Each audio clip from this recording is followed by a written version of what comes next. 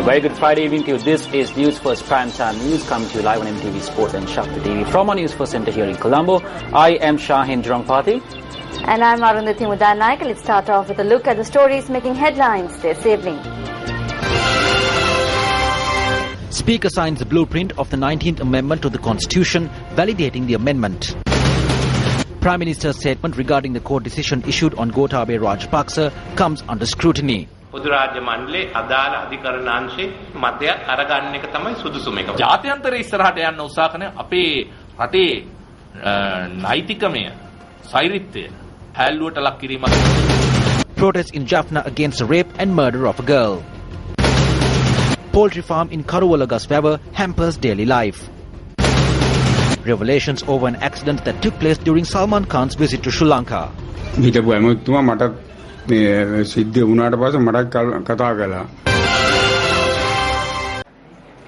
Yesterday, Prime Minister Wickremesinghes announced that the stance of the Commonwealth Magistrates and Judges Association needs to be sought over the Supreme Court's decision regarding former Secretary of Defence Gotabaya Rajapaksa. The Prime Minister's statement was the centre of discussion in political fora today. Well, details of this story coming up later on in the news. 3 suspects were arrested in connection with rape and murder of a student in the Alad area in Pungudutiu, Jaffna. The suspects in question were presented before court today by the Kites police and were placed under remand custody until the 28th of this month. The parent of the victim filed a complaint with the Kites police station on Wednesday when their child did not return home from school. However, putting a full stop to this search, the body of the victim was discovered with her hands and legs bound in the Pungudutiu area yesterday. A demonstration was organized in Kilinochchi by the students, demanding that the perpetrators be taken into custody.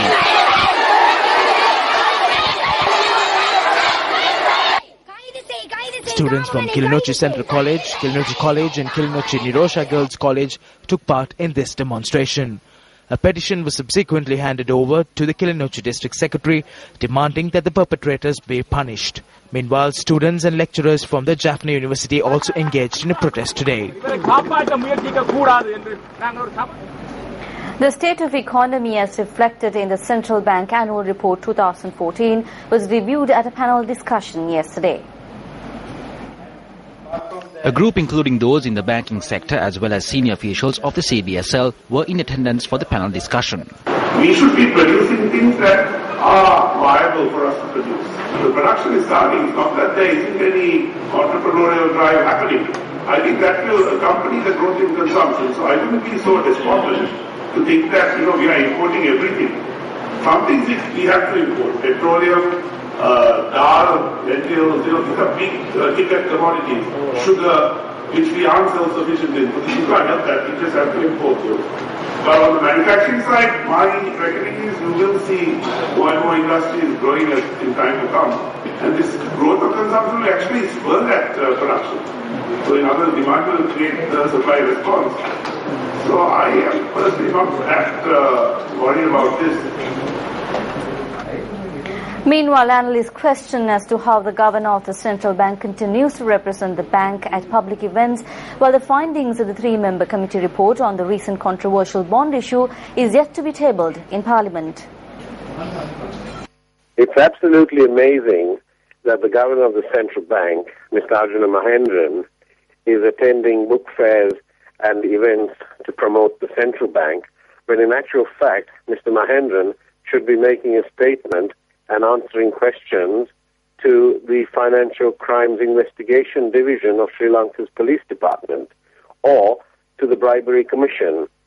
It's disgraceful that Mr. Mahendran has taken the law into his own hands and has now seen fit to return to work at the central bank when there is an ongoing investigation, an investigation whose committee's report has yet to be tabled in Parliament, and a possible parliamentary select committee has yet to look into his misdeeds at the central bank. All the time, this is costing the country billions of rupees. Estimates of between 25 and 42 billion rupees is at stake. Mr. Mahendran must be investigated immediately. Speaker Chamal Rajapaksa signed the blueprint of the 19th Amendment to the Constitution, validating the amendment. Deputy General Secretary of Parliament Neil Iddewala said Speaker Chamal Rajapaksa signed the blueprint of the 19th Amendment to the Constitution at around 9:10 this morning in Parliament. Thereby, the 19th Amendment to the Constitution will be implemented in full with the exception of 6 clauses. Clauses pertaining to the time period regarding the dissolution of Parliament, amendments made to the Judicial Services Commission and the presentation of emergency bills will come into effect after the next parliamentary elections. The 19th Amendment to the Constitution is aimed at pruning the powers of the Executive President and was passed with a majority on the 28th of April.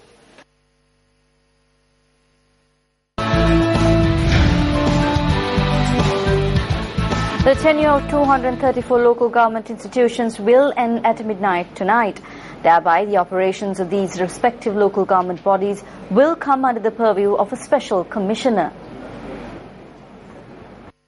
The tenure of 234 local government bodies of a total of 335 will end at midnight today. The tenure of 65 other local government bodies will come to an end on the 31st of July, while 2 others will end on the 31st of October. Secretary to the Minister of Public Administration, Provincial Councils and Local Government, J. Daladage, said that the tenure of these local government bodies came to an end on the 31st of March and that the President extended the tenure until today. After the tenure of these local government bodies come to an end at midnight today, the powers will be vested with the Urban Commissioner and the Secretaries of the Provincial Councils. For a Municipal Council and Urban Council, the respective Commissioner will be vested with the powers, while the power of the Pradesh Sabhas will fall with the Secretary. He will be the Officer of Administration of the local government body until the election is announced. The next election will take place according to an electoral system, and a committee has been appointed to look into the demarcation process, which is near completion. We hope to complete this and present the report on the demarcation process and gazette it after obtaining the President's signature.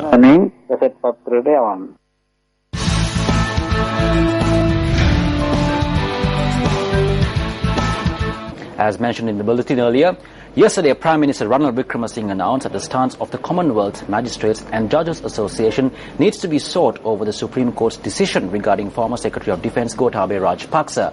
The Prime Minister's statement was the centre of discussion in the political fora today. The issue is that the Cabinet will not have an opportunity to have its say on this. I cannot wait until October to provide answers to this. That is the problem I have. This matter will be taken up again in October. We have to provide answers. We as a government need to obtain the stance of the Commonwealth Magistrates and Judges Association in this regard.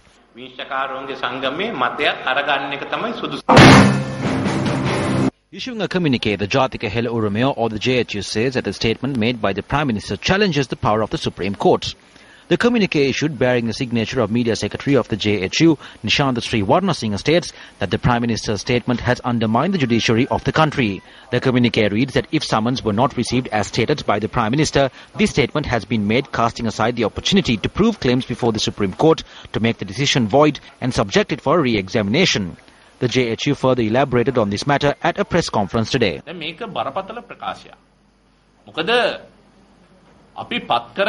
This is a serious matter. We elected this government. The Prime Minister has challenged the decision reached by the Supreme Court.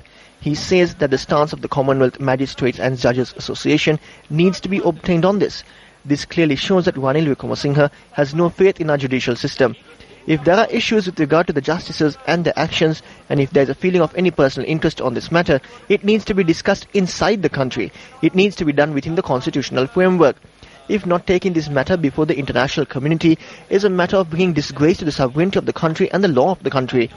I believe that seeking the stance of the international community on this matter is serious in nature. This should not have been said by the Prime Minister. ඒක මං හිතන්නේ ගරු අග්‍රාමාත්‍යතුමා විසින් නොකළ යුතු. නීතිපති දෙපාර්තමේන්තුව අනිවාර්යයෙන්ම එතනදී ඒ ප්‍රකාශය කළා ඒකට විරුද්ධ වෙලා. The Attorney General's Department could have objected to it at that moment and could have sought more days. I can say that there are only a handful of persons at the AG's department who have the strength to speak on such serious legal matters. Normally, if a government provides the AG's department full access to a legal matter pertaining to the government, there is a high possibility of that case being postponed and being defeated.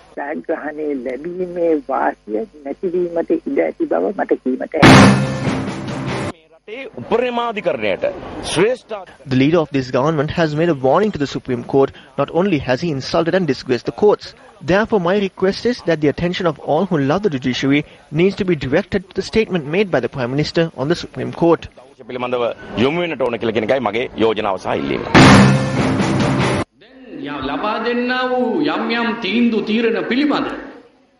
The verdicts that have been provided are being laughed at by the politicians at the top level of the country. They are also undermining the decision, citing that the decisions are wrong. They are saying that providing bail and preventing the arrest is wrong. Equality should prevail.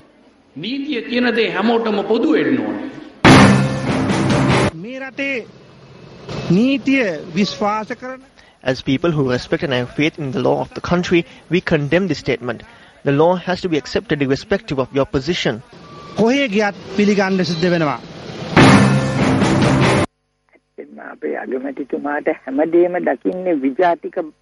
The Prime Minister looks at everything in an international perspective. There is a possibility of clearing all issues by discussing it with the Supreme Court. So if he is working under the influences of the international community, there is a possibility that the tenure of this government will be short-lived.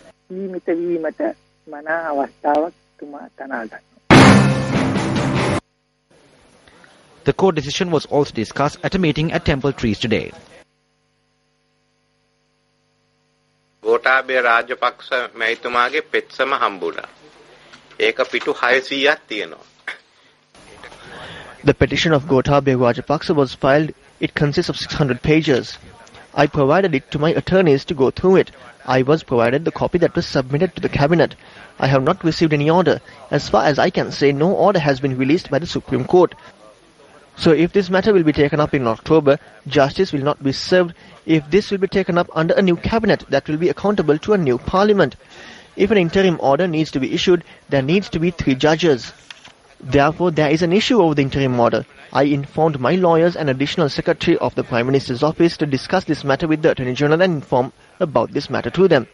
It was reported in the media that an arrest cannot be made because of the interim order and not a stop to the investigations. Therefore, this needs to be discussed with the Attorney General. If Article 132 of the Constitution is not executed, will it not affect the police? That needs to be discussed with the Attorney General. ක්‍රියාත්මක වෙලා නැත්නම් ඇත්ත වශයෙන්ම එහෙම තහනමක් පොලිසියට බලපානවද නැද්ද කියන එක. ඒක නීතිපතිතුමා එක සාකච්ඡා කළා. ඒකත් කරන්නේ. In the recent past, Newsfirst probed into the incidents that transpired following the alleged accident caused by a backup vehicle of Bollywood actor Salman Khan, who visited Sri Lanka during the last presidential election. Former Minister Priyanka Rajaratne's intervention to resolve the matter, in which 2 persons were left injured in the incident, has given rise to suspicion. The accident occurred when Bollywood actor Salman Khan engaged in several events during his last visit to Sri Lanka on the 29th of December 2014. An accident took place in the Kalapaluwa area in Rajagiriya, injuring a 18-year-old youth and a 17-year-old girl. According to an eyewitness account, a Defender Jeep, which was travelling at high speed, had knocked down the 2 who were at a bus stand. Later, another Defender Jeep, which arrived, had sped away with the driver of the Defender Jeep, which caused the accident. The Defender in question had also collided onto a lorry. Newsfirst recently reported on the intervention of Minister Priyanka Rajaratne over the incident, where he attempted to intimidate the owner of the lorry. After the accident, former Minister Priyanka Rajaratne spoke to me. He said that he will come and speak to the tipper company and reach a settlement. As far as I can see, he did not want to take this matter further, and he purchased the vehicle from the driver of the vehicle at the time and registered it under his name. Dulaj Hasaranga, an undergraduate, was later taken into custody over the accident. When News First inquired into the incident, Dulaj Hasaranga Peliharachi stated that he met with an accident en route to a wedding which took place in close proximity to the area. Pictures on Facebook confirmed his attendance at the wedding. He also added that Salman Khan had no relation to the accident. However, a Defender bearing number plate JE7539 was taken into custody by police. According to police investigations, it has been revealed that there was another Defender with the same number plate which belonged to former Minister Priyanka Rajaratne. The former minister stated that the Jeep in question was sold to another individual. When News First delved deeper, it was also revealed that prior to the accident, the vehicle belonged to Dulaj Hasaranga Peliharachi. Peliharachi added that the number plate of the vehicle had been fraudulently obtained through an intermediary and provided to another individual. He stated that the number plate of the Defender owned by him is not forged and added that he has been using it since February 2013. When closely studying the documentation obtained from the Department of Registration of Motor Vehicles, it is clear that the vehicle bearing number plate JE7539 was vested in 23-year-old Kandaya Lidurashan by the former minister. Shouldn't there be broad investigation into the accident which almost claimed the life of two individuals? Will the police be able to unearth information of a vehicle racket that is being carried out with vehicle number plates? Let's now take a look at some of the views expressed in the political arena. When I was passing Beliata, I could see how without any permission, a certain politician is constructing a bund to save his hotel. You could see it yourself if you pass by that area. He has cancelled the council, put a stop to the coordinating committee and is carrying out a program to develop his personal property.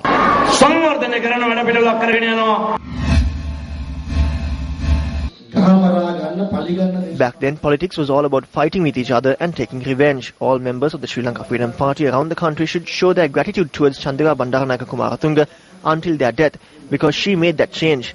Chandrika Bandaranaike Kumaratunga is the leader who strengthened the SLFers. Moreover, Maithripala Sirisena and Mahinda Rajapaksa brought victory to the country. Maithripala Sirisena is a leader who brought every broken heart back together. We as SLFers are extremely satisfied.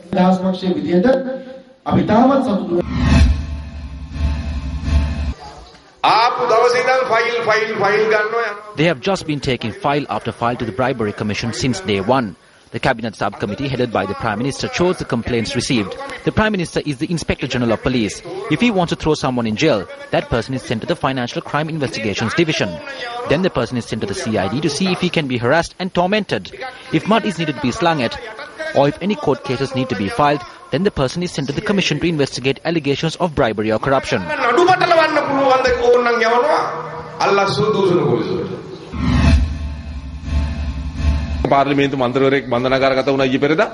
A parliamentarian was imprisoned recently. Out of 76 vehicles, only 57 vehicles have gone to the Presidential Secretariat and with no signing on a single document. For about 20 years, the law was not implemented. It was only thuggery and autocracy that reigned supreme. මැරච්චි අප්පච්චිට නැත්නම් මැරිච්චි අප්පච්චිට පණ දෙන්න හදන හොරපුතු ටිකක් ඉන්නවා. අද මධ්‍යම රාත්‍රී 12ට අර මැරිච්චි අප්පච්චිගේ හොරපුතු ටිකගේ ආයුෂ ටික අද ඉවර කරන්න. ඉතින් ඒගොල්ලන්ගේ අද අවසానයි. ඒගොල්ලන් කාල පරිච්ඡේදය. මේ රජය තුල They are pointing out the flaws of the government. They are being criticized. A large-scale financial fraud took place in the central bank. I was the one who took the complaint against that to the Bribery Commission. The Prime Minister appointed the committee for that. From the moment that committee was appointed, we said that the committee is completely useless because the Prime Minister appointed his colleagues to that committee.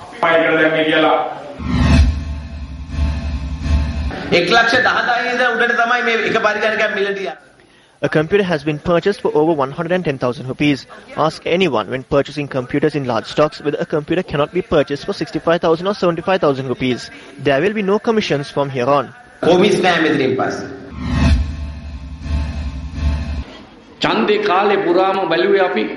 During the elections, all what we were waiting to see early in the morning was who crossed parties the previous night. Then we stay up all night and watch the last news bulletin to see who crossed over.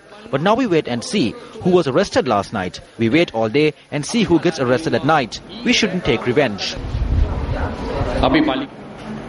Media spokesperson of the Jathika Hela Uramiya Nishanta Wickremesinghes announced that the JHU fully endorses the proposal to introduce electoral reforms. He made this statement at a media briefing held today.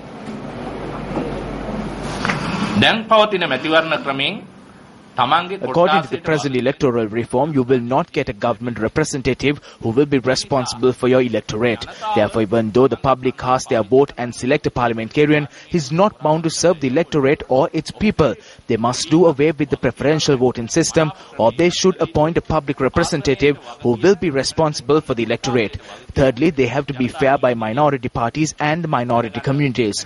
Furthermore, if they are determining new geographical areas, they must do so taking into account their aspirations of the people, and this should in no way create divisions within ethnicities. Do not ignore the people's need and cast them aside. Our earnest appeal is to pass the 20th Amendment to the Constitution and make the people triumphant. The Criminal Investigations Department informed the Colombo High Court today that it has been proven that the passport and the national identity card of Shashi Wickremesinghes, the wife of former Minister Wickremesinghes, are forged.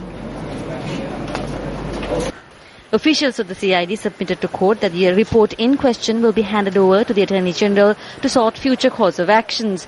The case will be taken up again on the 9th of September. Shashi Wickremesinghes was arrested on the 22nd of February for the possession of forged documents and was released on bail after she was produced in court.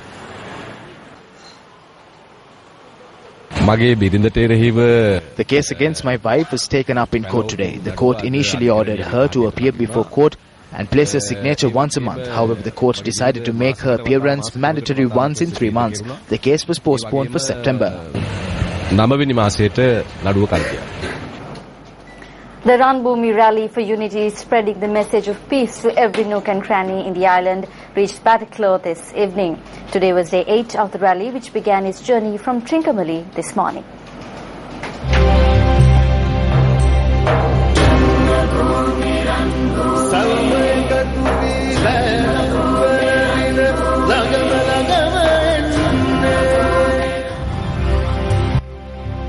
The Ranbhoomi Rally for Unity began day 8 following religious observances at the Koneswaram Kovil in Trincomalee this morning.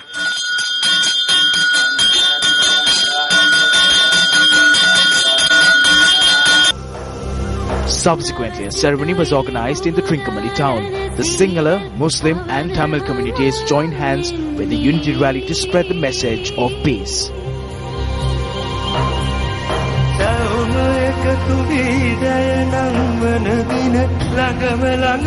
දැන් අපි සාමයෙන් සමගින් නිදහසේ ජීවත් වෙනවා. ඉතින් මේ නිදහස දිගටම තියාගන්න උදව් කරන්න කියලා හැමෝගෙම ඉල්ලීමක් කරනවා. மக்கள் முன்னேற்றத்தையும் நாட்டை கட்டியெழுப்பக்கூடிய ஒரு நல்ல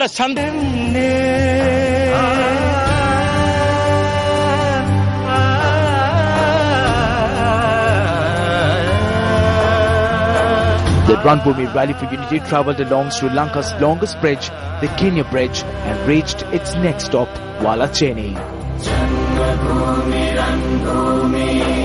A warm welcome was accorded to the Newsfirst team.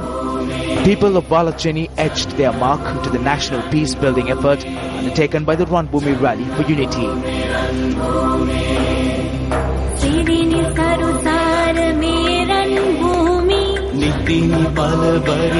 இன ஐக்கியத்தை ஒற்றுமை ஏற்படுத்தும் வகையில் எமது பிரதேசத்தில் கோர்லபெட்டி பிரதேசத்தில் இந்த நிகழ்வை ஏற்படுத்தியமை. The program, the first of its kind in Sri Lanka, symbolizing national unity and reconciliation, reached its destination for the day in Batticaloa this evening. A ceremony highlighting the pride of Batticaloa welcomed the rally, making their contribution to national development, casting aside race and religion. The Ranbhoomi Rally for Unity, organized by the MTV MBC networks, Newsfirst, Colombo Port City and the National Youth Services Council, which will travel across villages and towns for 40 days, will leave for Kalmune tomorrow morning and head towards Ampara.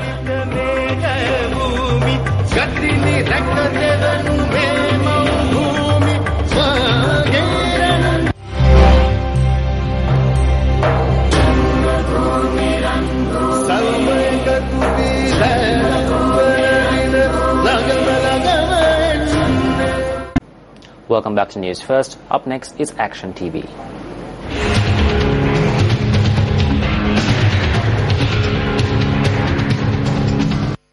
At present, steps are being taken to set up an electric fence to prevent wild elephants from straying into the villages in Karwalgasweva, Moriakulama and surrounding areas. Wild elephants from the Sellakanda forest have stormed into the villages over the recent past, causing loss to life and property.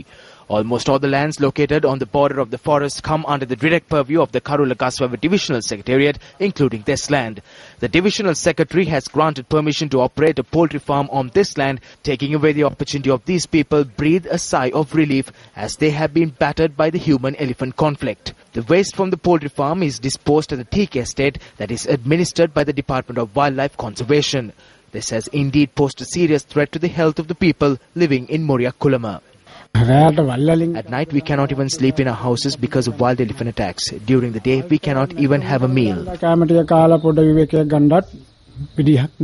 This is all because of the farm. If we had no limbs, the flies would be dying inside our ears as well. While those engaged in the construction of the electric fence are doing so wearing face masks, the people of Moria Kulama are forced to have their meals in this manner. Although this poultry farm has the permission from the divisional secretary, it operates without an environmental permit.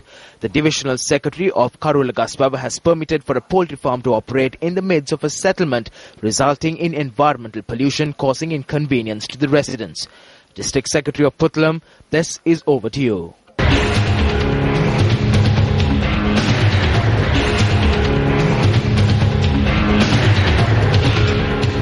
Director of the National Institute of Fundamental Studies, C.B. Dissanayake, says that there is no risk of Sri Lanka being affected by an earthquake. He added that no concrete evidence has surfaced to support certain facts being published on certain reports.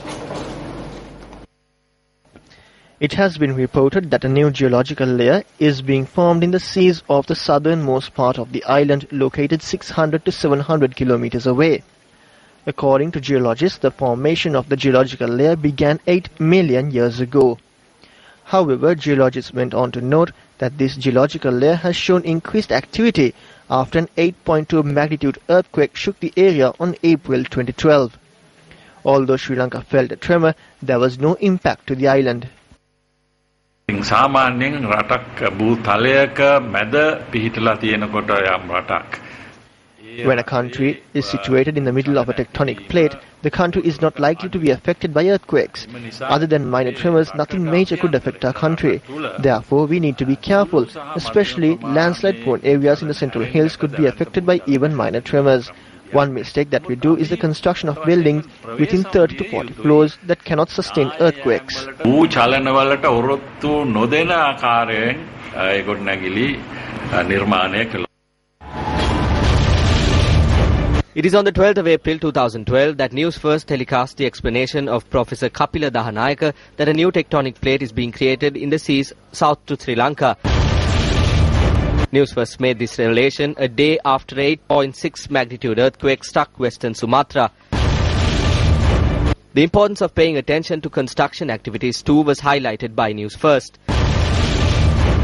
What measures have been taken in this regard? Responsible institutions like the DMC, NARA and Geological Survey and Mines Bureau have directed their attention to this. We have an experience in this regard as the tremors in Sumatra on the 12th of April 2012 were felt by Sri Lanka.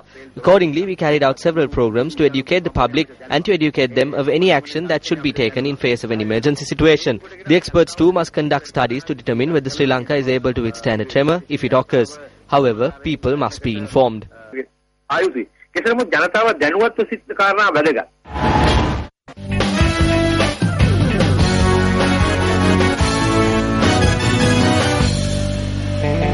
On to sports news, Yamani Dulanjali won the gold medal for Sri Lanka in the 400 meters hurdles event at the Asian Youth Athletics Championships in Doha, Qatar. However, sports fans in Sri Lanka did not receive the opportunity to watch that moment on television here at home. So tonight, Sports First brings you the footage of that gold medal winning event. Yamani Dulanjali engaged in her sporting activities in the midst of much economical hardships. She hails from the Ambagamuwa Central College in Hatton.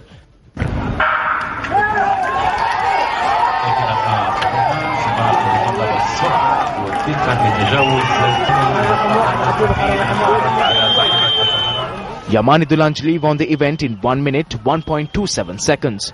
The silver was won by China while the bronze was taken by Kazakhstan.